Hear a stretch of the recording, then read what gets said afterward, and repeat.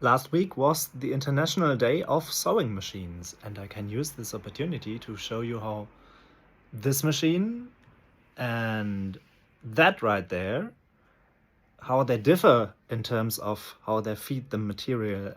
This machine here, the presser foot, you have a needle, and then you have the feed dogs that move and transport the fabric.